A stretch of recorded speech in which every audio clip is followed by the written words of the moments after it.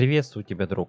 Сегодня я тебе расскажу, как, будучи не программистом, ты сможешь написать свой первый индикатор на TradingView. Мы будем использовать PineScript 5 версии. Это язык программирования TradingView, обеспечивающий детальный контроль над макетами графиков. Что такое PineScript?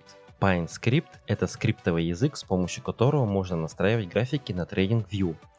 Платформа уже предоставляет нам для этого множество функций, но PineScript позволяет расширить возможности. Неважно, хотите вы изменить цвет свечей или протестировать новую стратегию. С помощью редактора Pine мы можем настроить графики в реальном времени по своему усмотрению. Редактор Pine. Для того, чтобы перейти в редактор Pine, нам необходимо нажать вкладку «Редактор Pine». Перед нами открывается окно, в котором мы будем писать код нашего первого индикатора. В окне редактора нам показан шаблон индикатора линейного графика, который мы будем изменять как захотим. Разберем код индикатора. В первой строчке комментарий о публичной лицензии на исходный код.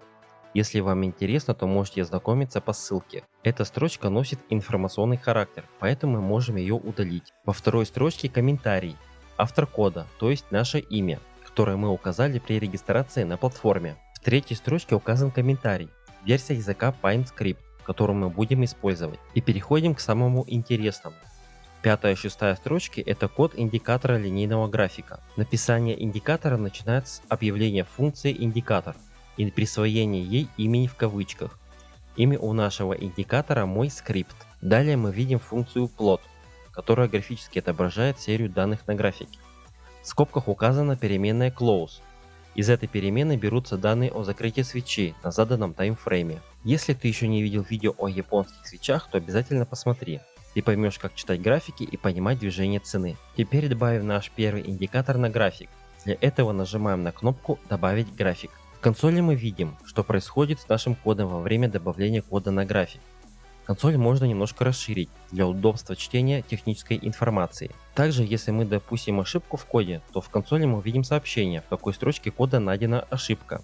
Ошибка выглядит примерно вот так. Свернем редактор Pine нажатием на вкладку «Редактор Pine». На графике мы видим, что ниже графика с японскими свечами появился наш линейный график. Теперь мы можем зайти в настройки нашего индикатора и поменять цвет линии, например, на красный.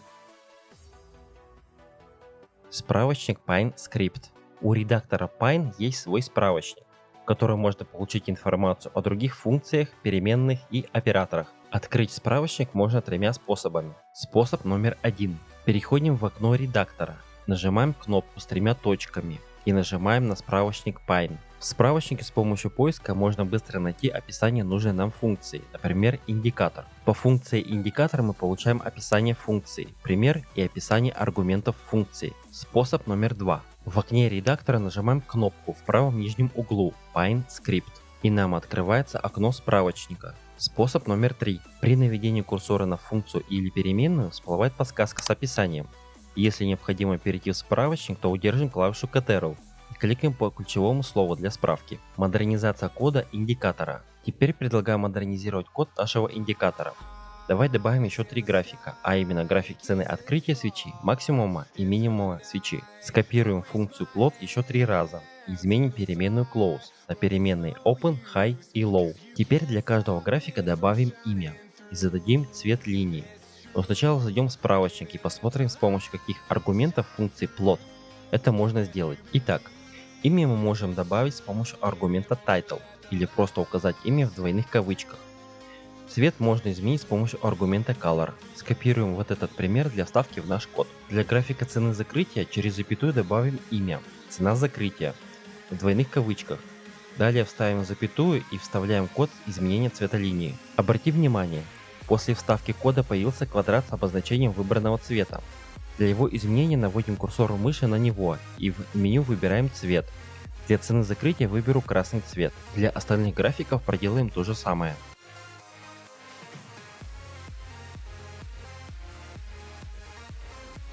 Теперь изменим название индикатора, например, на мой первый скрипт, и добавим короткое название, например, скрипт 4.0, которое будет отображаться на графиках.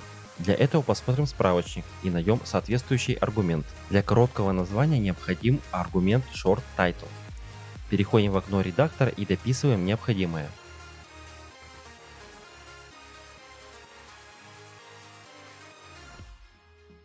Обновим скрипт на графике, нажав на кнопку «Обновить на графике». Как видишь, теперь у нас индикатор показывает 4 графика, и каждый своего цвета. У индикатора отображается короткое название, а в настройках индикатора каждый цвет подписан, к какому графику он относится. Есть еще один аргумент функции индикатор, который бы я хотел тебе показать. Откроем описание функции индикатор. Нужный аргумент называется Overlay. По умолчанию он отключен, но если его включить, то наш индикатор будет отображаться на основном графике. Давай его добавим и посмотрим, что получится. После кода добавления короткого названия ставим запятую и пишем overlay равно true. Теперь необходимо добавить наш индикатор на график заново. Для этого выходим из редактора и закрываем индикатор. Потом возвращаемся в редактор и нажимаем кнопку «Добавить на график» и смотрим, что у нас получилось. Как видишь, наш индикатор стал отображаться на самом графике.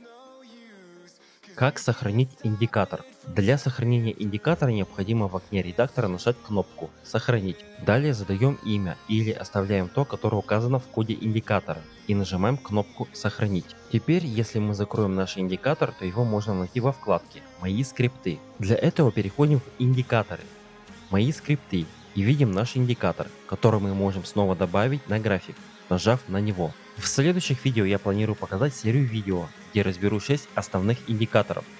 Если тебя это заинтересовало, то подпишись на канал и поставь лайк.